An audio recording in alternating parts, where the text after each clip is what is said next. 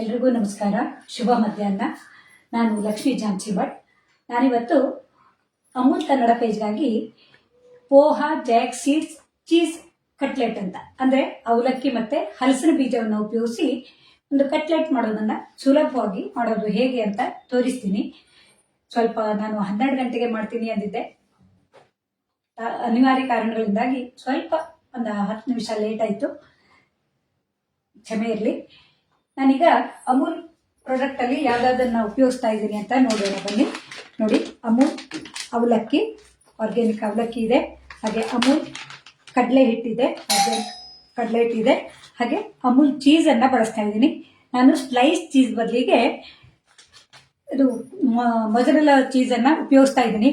ನನಗೆ ಆರ್ಡರ್ ಮಾಡೋಕೆ ಮರ್ತೋಗಿತ್ತು, ಈಗ ಆರ್ಡರ್ ಬಂದಿದೆ. ನೋಡಿ, ಬೆಲ್ಲಾಗಿದ್ದು ಕೇಳಿಸಿರ್ಬೇಕು, ಹಾಗಾಗಿ ಸ್ವಲ್ಪ ಲೇಟ್ ಆಯ್ತು. ಮೊದಲಿಗೆ ಹಾಕೋಕೆ ಮತ್ತೆ ನಾನು ಈ ಚೀಸ್ ಇದೆ ಅಂತ ಬೇಡ ಅಂತ ಅಂದ್ಕೊಂಡಿದ್ದೆ, ಆದ್ರೆ ಅದಕ್ಕೆ ಮೊಜರೆಲ್ಲಾ ಚೀಸ್ ಹಾಕಿದ್ರೆ ಚೆನ್ನಾಗಿರುತ್ತೆ ಅಂತ ಅದನ್ನ ಮಾಡ್ತಾ ಇದ್ದೀನಿ. ನೋಡಿ,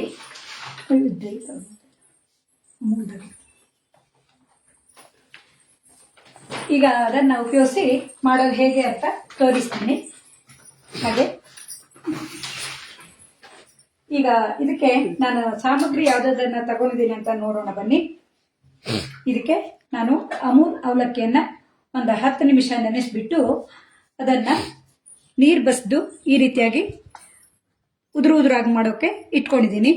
ಬೇಗನೆ ಇದು ನೆನೆದು ಬರುತ್ತೆ. ಒಂದು 5 ನಿಮಿಷ ನೆನೆಸ್ಬಿಟ್ಟು ಆಮೇಲೆ ನೀರು ಬಸ್ಬಿಟ್ರೆ ಇದು ಉದುರಾಗಿರುತ್ತೆ. ಅದಕ್ಕೆ ಕಡಲೆ ಹಿಟ್ಟು, ಹಾಗೆ ನಾನಿಲ್ಲಿ ಹಲಸಿನ ಬೀಜವನ್ನ ಉಪಯೋಗಿಸಿದ್ದೀನಿ. ಹಲಸಿನ ಬೀಜ ಇದು ಈ ಹೊರಗಿನ ಸಿಪ್ಪೆ ಇರಬಾರ್ದು. ನಾನು ಹಸಿ ಇರೋದ್ರಿಂದ ಇದನ್ನ ಹಾಗೆ ಬೇಯಿಸ್ಬಿಟ್ಟಿದ್ದೀನಿ. ಇದನ್ನ ಕೈಯಿಂದ ತೆಗೆದ್ರೆ ಈ ಹೊರಗಿನ ಸಿಪ್ಪೆ ಹೋಗುತ್ತೆ. ಈ ಹೊರಗಿನ ಸಿಪ್ಪೆ ನಮ್ಗೆ ಜೀರ್ಣಕಾರಿ ಅಲ್ಲ, ಆದ್ರೆ ಇದರಲ್ಲಿ ತುಂಬಾ ನ್ಯೂಟ್ರಿಷಿಯಸ್ ಅಂಶ ಇದೆ. ಹಾಗಾಗಿ ಈ ಹಲಸಿನ ಬೀಜವನ್ನ ತಗೊಂಡಿದ್ದೀನಿ ಇದ್ರ ಜೊತೆಗೆ ಹಾಕೋಕೆ. ಇದರ ಹೊರಗಿನ ಸಿಪ್ಪೆಯನ್ನ ತೆಗೆದ್ಬಿಟ್ಟು ನಾನು ಇಲ್ಲಿ ಈ ಹಲಸಿನ ಬೀಜದ ಈ ಹೊರಗಿನ ಸಿಪ್ಪೆಯನ್ನು ತೆಗೆದು ಈ ರೀತಿಯಾಗಿ ಪುಡಿ ಮಾಡೋಕೆ ಮಿಕ್ಸಿ ಜಾರ್ಗೆ ಹಾಕೊಂಡಿದ್ದೀನಿ. ಇದನ್ನ ಒಂದ್ಸಲ ಮಿಕ್ಸಿ ಜಾರ್ನಲ್ಲಿ ಪುಡಿ ಮಾಡ್ಕೊತೀನಿ. ಯಾವ್ದು ಬೇಕು ಅಂತ ಹೇಳ್ತೀನಿ, ಒಂದು ನಿಮಿಷ.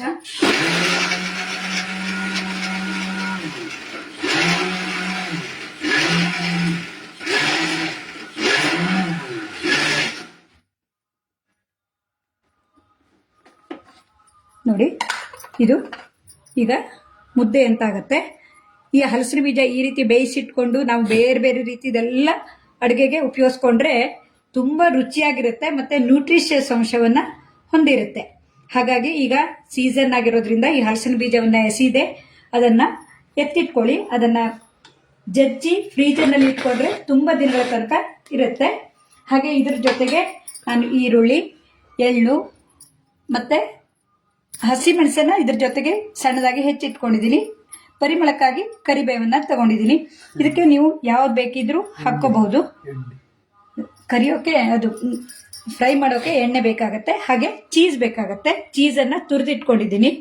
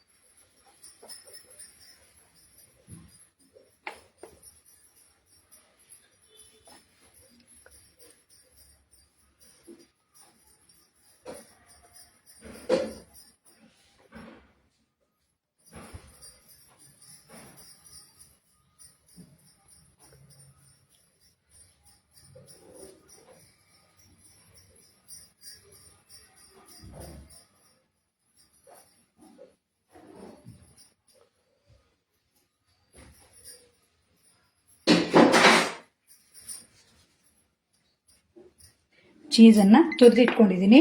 ಇದನ್ನು ಮಿಕ್ಸ್ ಮಾಡ್ಕೊಳ್ಳೋಣ. ಈಗ ಮೊದಲಿಗೆ ನಾನಿಲ್ಲಿ ಅವಲಕ್ಕಿಯನ್ನು ಹಾಕ್ಕೊಳ್ತೀನಿ. ನಿಮಗೆ ಎಷ್ಟು ಬೇಕಾಗತ್ತೋ ಅಷ್ಟು ನೋಡಿಕೊಂಡು ಅವಲಕ್ಕಿ ಹಾಕ್ಕೊಂಡ್ರಾಯ್ತು. ಯಾಕೆಂದರೆ ಇದು ತುಂಬ ಆಗುತ್ತೆ. ಮತ್ತು ಇದ್ರ ಜೊತೆಗೆ ಹಲಸಿನ ಬೀಜ ನಾವು ಬೇಯಿಸಿ ರುಬ್ಕೊಂಡಿದ್ದೀವಲ್ಲ ಇದನ್ನು ಹಾಕ್ಕೋಬೇಕು. ಹಾಗೆ ಇದಕ್ಕೆ ಕತ್ತರಿಸಿಟ್ಕೊಂಡಿರೋ ಈರುಳ್ಳಿ ಮತ್ತು ಹಸಿಮೆಣಸು. ನಾನಿಲ್ಲಿ ತುಂಬ ಮಸಾಲ ಸಾಮಗ್ರಿಗಳನ್ನು ಹಾಕ್ತಾ ಇಲ್ಲ. ನಾನು ಅಷ್ಟರಲ್ಲಿ ಕಾವಲಿಯನ್ನು ಎಣ್ಣೆ ಕಾವಲಿಯನ್ನು ಬಿಸಿಗಿಟ್ಕೊಂಡಿರ್ತೀನಿ.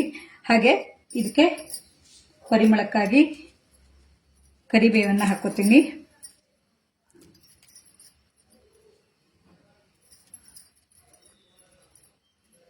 ಬೇಕಿದ್ರೆ ಕೊತ್ತಂಬರಿ ಸೊಪ್ಪು ಮತ್ತು ಪುದೀನ ಇವೆಲ್ಲವನ್ನು ಹಾಕ್ಕೋಬೋದು. ಆದರೆ ನಾನಿಲ್ಲಿ ಇವಿಷ್ಟೇ ಸಾಮಗ್ರಿಗಳನ್ನು ಹಾಕಿ ರುಚಿಯಾಗಿ ಇರುತ್ತೆ. ಮತ್ತು ಕೆಲವರಿಗೆ ಎಲ್ಲ ಮಸಾಲೆ ಸಾಮಾನು ಸೇರೋಲ್ಲ, ಅಂಥ ಸಮಯದಲ್ಲೆಲ್ಲ ಇದು ಮಿನಿಮಮ್ ಸಾಮಗ್ರಿಯನ್ನು ಹಾಕಿ ಮಾಡುವಂಥದ್ದು. ಹಾಗೆ ಇದಕ್ಕೆ ಎಳ್ಳನ್ನು ಹಾಕೋತೀನಿ.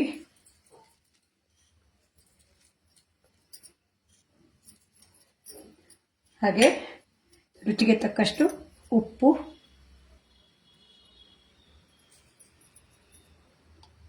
ನಿಮಗೆ ರುಚಿಗೆ ಉಪ್ಪು ಜಾಸ್ತಿ ಬೇಕಿದ್ರೆ ಜಾಸ್ತಿ ಹಾಕೊಳ್ಳಿ, ಇಲ್ಲಾಂದರೆ ಸ್ವಲ್ಪನೇ ಹಾಕೋಬಹುದು. ಹಾಗೆ ನಾನು ಇದರ ಜೊತೆಗೇನೆ ಈ ಚೀಸನ್ನು, ಅಮೂಲ್ ಚೀಸನ್ನು ತುರಿದಿಟ್ಕೊಂಡಿದ್ದೀನಿ, ಇದನ್ನು ಹಾಕ್ಬಿಡ್ತೀನಿ. ಸ್ಲೈಸ್ ಚೀಸನ್ನು ಹಾಕ್ಕೋಬಹುದು, ಆದರೆ ಇದ್ರ ಹಾಕಿದಾಗ ರುಚಿ ಜಾಸ್ತಿ ಆಗಿರುತ್ತೆ. ಹಾಗೆ ಇದ್ರ ಬೈಂಡಿಂಗ್ ಆಗೋಕೆ ಸ್ವಲ್ಪ ಕಡಲೆ ಹಿಟ್ಟನ್ನು ಹಾಕೋತೀನಿ.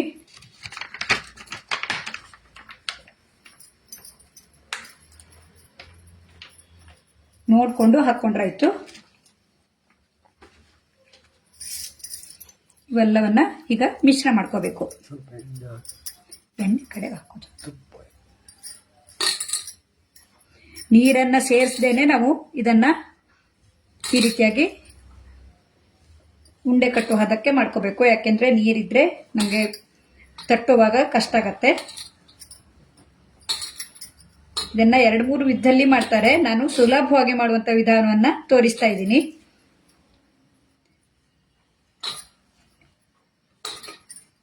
ಇದಕ್ಕೆ ಚೀಸನ್ನು ಹಾಕಿರೋದ್ರಿಂದ ರುಚಿ ಚೆನ್ನಾಗಿ ಬರುತ್ತೆ.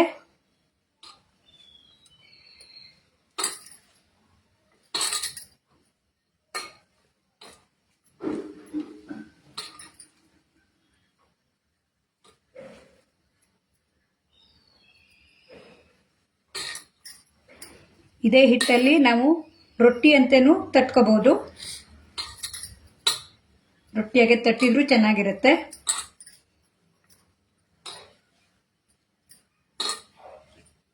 ಅವಲಕ್ಕಿ ಎಲ್ಲ ಹೀಗೆ ಸ್ಮ್ಯಾಶ್ ಆಗಿ ಬಂದರೆ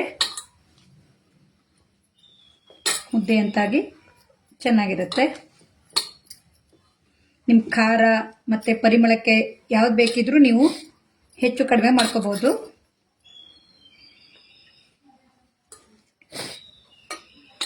ಉಂಡೆ ಕಟ್ಟೋ ಹೋದಕ್ಕೆ ಇದನ್ನು ಈ ರೀತಿ ನಾದ್ಕೋಬೇಕು.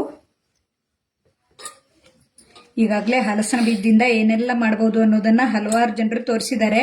ಈಗ ಹಲಸಿನ ಹಣ್ಣಿನ ಸೀಸನ್ ಮುಗೀತಾ ಬಂದಿದೆ. ಹಲಸಿನ ಹಣ್ಣನ್ನು ತಿಂದಿರ್ತೀವಿ, ಬೀಜವನ್ನ ಎಸೆಯೋ ಬದಲಿಗೆ ನಾವು ಈ ರೀತಿ ಬೇರೆ ಬೇರೆ ಅಡುಗೆಗಳಲ್ಲಿ ಉಪಯೋಗಿಸ್ಕೊಂಡ್ರೆ ಚೆನ್ನಾಗಿರುತ್ತೆ.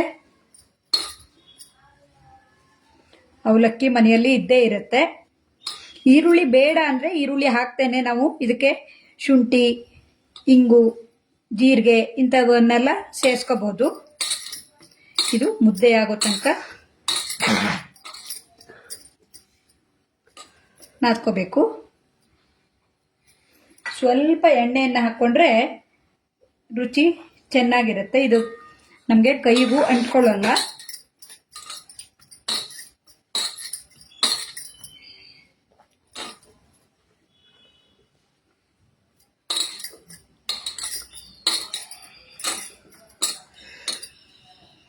ಇದಕ್ಕೆ ಅಮೂಲ್ ಸ್ಲೈಸ್ ಅನ್ನು, ಚೀಸ್ ಸ್ಲೈಸ್ ಅನ್ನು ಹಾಕೋಬಹುದು. ನಾವು ತುರಿಯನ್ನ ಮಾಡಿ ಹಾಕಿದವಾಗ ಇನ್ನೂ ಬೇರೆ ರೀತಿಯ ರುಚಿಯನ್ನ ಕೊಡುತ್ತೆ. ನೋಡಿ, ಈ ರೀತಿ ನಮಗೆ ಉಂಡೆ ಕಟ್ಟೋ ಹದಕ್ಕೆ ನಾದ್ಕೋಬೇಕು.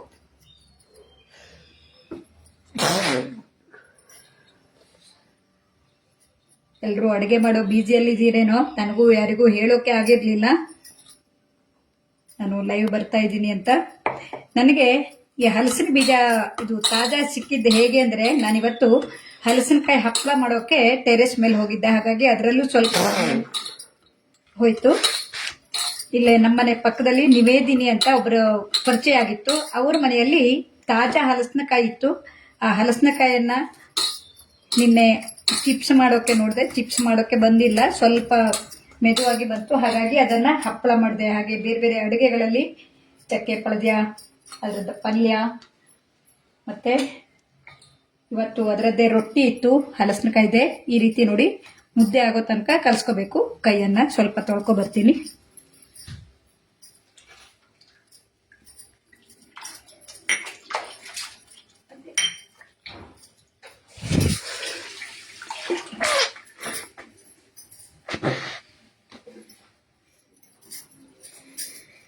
ನಾವು ಇದಕ್ಕೆ ಪ್ರಮಾಣವನ್ನು ಯಾವ ರೀತಿಯಲ್ಲಿ ಬೇಕಿದ್ರೂ ಮಾಡ್ಕೋಬಹುದು.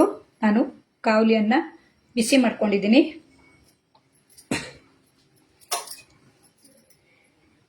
ಇದಕ್ಕೆ ಸ್ವಲ್ಪ ಎಣ್ಣೆ ಹಾಕ್ಕೊಳ್ಳೋಣ. ಕಾವಿ ನೋಡಿ, ಎಣ್ಣೆ ಬಿದ್ದರೆ ಚುರ್ರಂತ ಆವಾಜ್ ಬರುತ್ತೆ. ಹಾಗಾಗಿ ನಾವು ಅಡುಗೆ ಮಾಡುವಾಗ ಸ್ವಲ್ಪ ಜಾಗೃತಿಯಾಗಿ ಇರಬೇಕು. ಕೈಗೆ ಸ್ವಲ್ಪ ಎಣ್ಣೆಯನ್ನು ಸವರ್ಕೊಂಡ್ರೆ ಇದು ಕೈಗೆ ಅಂಟ್ಕೊಳ್ಳಲ್ಲ. ನಮಗೆ ಬೇಕಾದ ಆಕಾರದಲ್ಲಿ ನಾವು ಈ ರೀತಿ ತಟ್ಕೋಬಹುದು. ಇದನ್ನು ಕರೆದ್ರೂ ಕರಬಹುದು. ನಾನು ಇಲ್ಲಿ ಸ್ವಲ್ಪನೇ ಎಣ್ಣೆ ಹಾಕಿ, ಶಾಲೋ ಫ್ರೈಕ್ಕಿಂತಲೂ ಸ್ವಲ್ಪ ಕಡಿಮೆ ಎಣ್ಣೆಯಲ್ಲಿ ಮಾಡೋದನ್ನು ತೋರಿಸ್ತಾ ಇದ್ದೀನಿ. ಜಾಸ್ತಿ ಎಣ್ಣೆ ಹಾಕ್ಕೊಂಡು ಮಾಡ್ಕೋಬಹುದು. ಚೀಸನ್ನು ಹಾಕಿರೋದ್ರಿಂದ ಮೆಲ್ಟಾಗಿ ಚೆನ್ನಾಗಿ ತಿನ್ನೋಕೆ ಬರುತ್ತೆ. ಯಾವುದೇ ಆಕಾರದಲ್ಲಿ ಬೇಕಿದ್ರೂ ತಟ್ಕೋಬಹುದು. ಇದಕ್ಕೆ ಹಲಸಿನ ಬೀಜನೂ ಹಾಕಿರೋದ್ರಿಂದ ನ್ಯೂಟ್ರಿಷಸ್ ಜಾಸ್ತಿ ಆಗಿರುತ್ತೆ. ನೋಡಿ, ಇದಕ್ಕೆ ಸ್ವಲ್ಪ ಜಾಸ್ತಿನೇ ಎಣ್ಣೆ ಹಾಕ್ಕೊಳ್ಳಿ. ಕರ್ದೋದಕ್ಕಿಂತ ಸ್ವಲ್ಪ ಎಣ್ಣೆ ಕಡಿಮೆ ಸಾಕಾಗುತ್ತೆ. ಈ ರೀತಿ ಮಾಡೋದ್ರಿಂದ ಕರೆದ್ರೆ ಇನ್ನೂ ಜಾಸ್ತಿ ಆಗುತ್ತೆ. ಸಣ್ಣ ಉರಿಯಲ್ಲಿ ಮಾಡ್ಕೋಬೇಕು. ಬೇಗನೆ ಬೆಂದು ಬರುತ್ತೆ.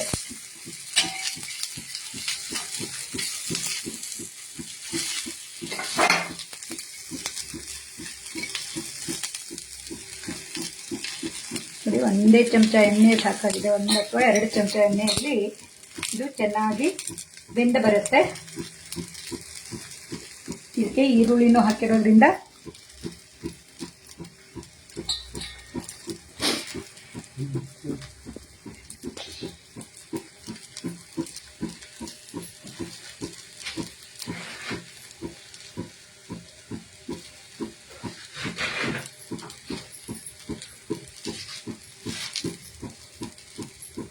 ರೊಟ್ಟಿ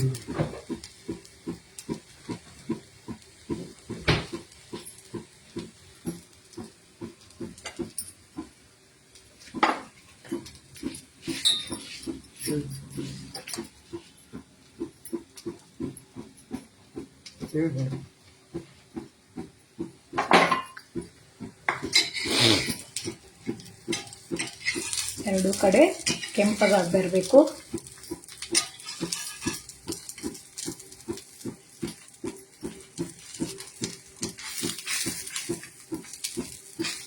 ಸಣ್ಣ ಉರಿಯಲ್ಲಿ ಒಳಗಡೆ ಎಲ್ಲ ಬೇಯೋ ಹಾಗೆ ನಾವು ಬೇಯಿಸ್ಕೋಬೇಕು.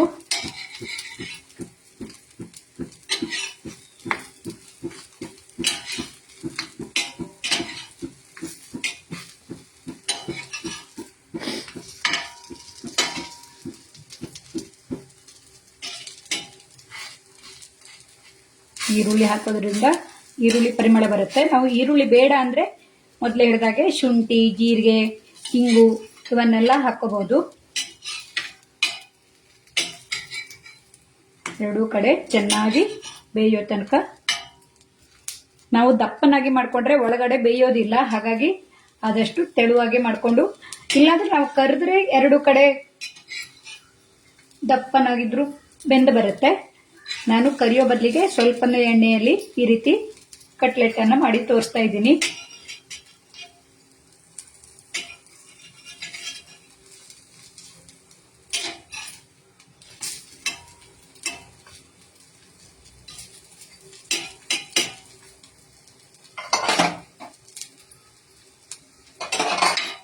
ಎಲ್ಲ ಕಡೆ ಚೆನ್ನಾಗಿ ಬೆಂದು ಬರಲಿ.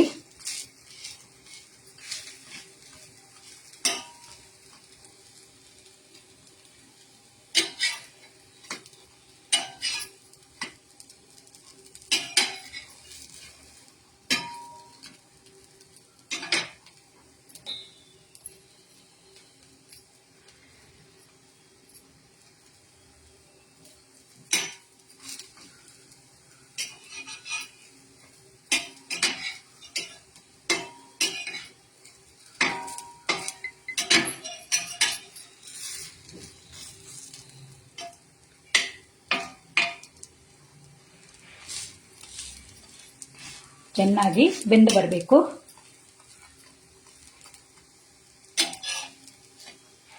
ಈಗ ಇದು ಎಲ್ಲ ಕಡೆ ಬೆಂದಿದೆ. ಇದನ್ನು ಎತ್ತಿಟ್ಕೊಳ್ಳೋಣ. ಹಾಗೆ ನಾನು ಇದಕ್ಕೆ ಚೀಸ್ ಕಟ್ಲೆಟ್ ಜೊತೆಗೆ ಅಕ್ಕಿ ರೊಟ್ಟಿ ಥರ ನಾವು ಯಾವ ರೀತಿ ಬಾಳೆ ಎಲೆಯಲ್ಲಿ ಮಾಡ್ಕೋಬಹುದು ಅನ್ನೋದನ್ನು ತೋರಿಸ್ತೀನಿ. ನೋಡಿ, ಇದು ಅಮೂಲ್ ಕರ್ಡನ್ನು ಉಪಯೋಗಿಸ್ತಾ ಇದ್ದೀನಿ. ನಮ್ಮಲ್ಲಿ ದಿನಾಲು ಇದನ್ನೇ ಉಪಯೋಗಿಸೋದು.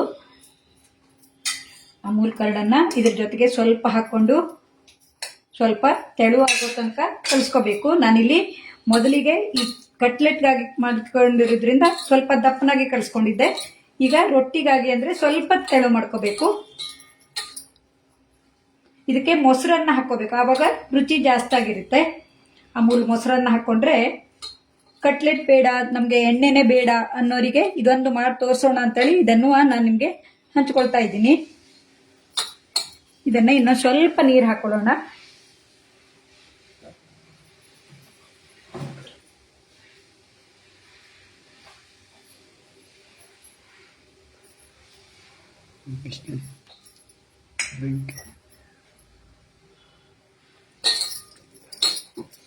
ಇದನ್ನು ಸ್ವಲ್ಪ ನೀರು ಹಾಕ್ಕೊಂಡು ತೆಳು ಮಾಡ್ಕೊಳ್ಳೋಣ. ಯಾಕೆಂದ್ರೆ ನಾವು ರೊಟ್ಟಿಯನ್ನು ತಟ್ಟಬೇಕಾಗತ್ತೆ. ಅಂದರೆ ಕಟ್ಲೆಟಿಗೆ ನಾವು ಎಣ್ಣೆ ಹಾಕಿರ್ತೀವಲ್ಲ, ಇದಕ್ಕೆ ಎಣ್ಣೆ ಇಲ್ಲದೇನೆ ಮಾಡೋದು ಹೇಗೆ ಅಂತ ತೋರಿಸ್ತಾ ಇರುವಂಥದ್ದು. ಈ ಬಾಳೆ ಎಲೆ ಇದ್ರೆ ಚೆನ್ನಾಗಿರುತ್ತೆ. ಇಲ್ಲಾಂದರೆ ಕಾವಲಿಯಲ್ಲಿ ನಮಗೆ ತಟ್ಟೋದು ಕಷ್ಟ ಆಗತ್ತೆ. ಕಾವಲಿ ಎಣ್ಣೆ ಅಲ್ಲ, ಬಿಸಿ ಆರಿರಬೇಕು, ಆವಾಗ ತೆಳ್ಳಗೆ ತಟ್ಟೋಕ್ಕಾಗತ್ತೆ. ಕಟ್ಲೆಟ್ಗೆ ಸ್ವಲ್ಪನಾರು ಎಣ್ಣೆ ಬೇಕಾಗತ್ತೆ. ಇದಕ್ಕೆ ಎಣ್ಣೆ ಇಲ್ಲದೇನೆ ಯಾವ ರೀತಿ ಮಾಡೋದು ಅಂತ. ಇದಕ್ಕೆ ಮೊಸರನ್ನ ಹಾಕೋಬೇಕು, ಆವಾಗ ರುಚಿ ಚೆನ್ನಾಗಿರುತ್ತೆ. ನೋಡಿ, ಇದನ್ನ ಡೈರೆಕ್ಟ್ ಕಾವಲಿಯಲ್ಲಿ ಹಾಕೋದು, ಇನ್ನೊಂದು ಬಾಳೆ ಎಲೆಯಿಂದ ಮುಚ್ಚೋದು. ಇದೇ ಹಿಟ್ಟಿಗೆ ಸ್ವಲ್ಪ ಮೊಸರನ್ನ ಹಾಕೋಬೇಕು, ಆವಾಗ ಚೀಸ್ ಮತ್ತೆ ಮೊಸರನ್ನ ಬೆರೆತ ಈ ರೊಟ್ಟಿ ತಿನ್ನೋಕೆ ಚೆನ್ನಾಗಿರುತ್ತೆ. ಬಾಳೆ ಎಲೆ ಘಮನೂ ಬಂದಿರುತ್ತೆ. ಬೇಯ್ತಾ ಇರಲಿ.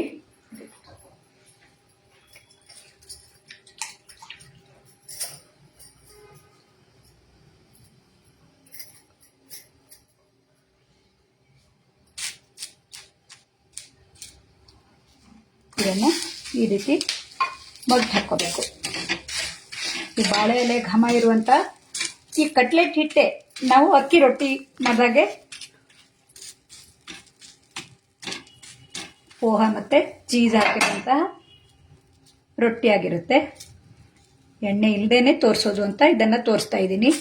ಸ್ವಲ್ಪ ಬೇಯಲಿ, ಬೆಂದರೆ ಈ ಬಾಳೆ ಎಲೆ ಬಿಟ್ಕೊಂಡು ಬರುತ್ತೆ. ಸ್ವಲ್ಪನೂ ಎಣ್ಣೆನೇ ಬೇಡ ಇದಕ್ಕೆ. ಇದು ಬೆಂದ ಮೇಲೆ ತನ್ನಷ್ಟಕ್ಕೆ ಬಾಳೆ ಎಲೆ ಬಿಟ್ಕೊ ಬರುತ್ತೆ. ನೋಡಿ, ಸುಲಭವಾಗಿ ಬಾಳೆ ಎಲೆಯನ್ನು ತೆಗೆಯೋಕ್ಕೆ ಬರುತ್ತೆ. ಇವಾಗ ಇದನ್ನು ಈ ರೀತಿ ಮಗ್ಗಿ ಹಾಕಿ ಎರಡೂ ಕಡೆ ಬೇಯಿಸ್ಕೋಬೇಕು.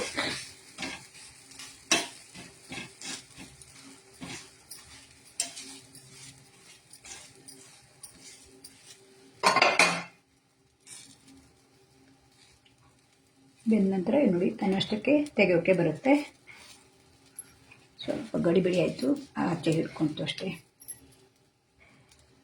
ಈ ಸೈಡಿಗೆ ಎಣ್ಣೆ ಬಿಟ್ಟರೆ ಚಲೋ ತುಪ್ಪ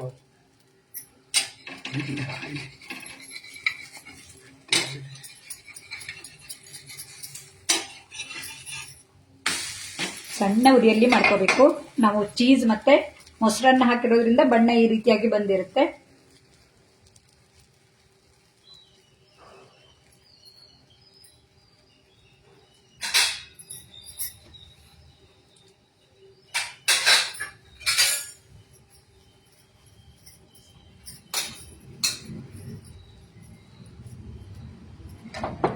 ಇದೆಲ್ಲ ಹಾಕ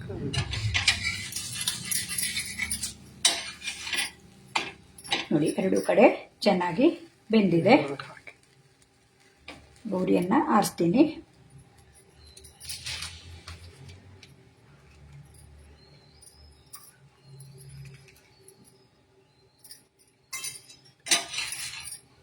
ಇದೇ ಹಿಟ್ಟಲ್ಲಿ ರೊಟ್ಟಿಯನ್ನು ತಟ್ಟಬಹುದು ಅಂತ ತೋರಿಸ್ತಾ ಇರುವಂತದ್ದು.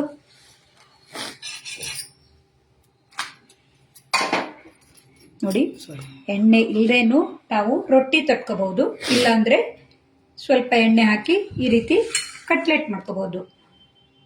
ಅವಲಕ್ಕಿ ಮತ್ತೆ ಹಲಸಿನ ಬೀಜ ಚೀಸ್ ಹಾಕಿರುವಂತಹ ಕಟ್ಲೆಟ್ ಮತ್ತು ರೊಟ್ಟಿ ಸಿದ್ಧವಾಗಿದೆ.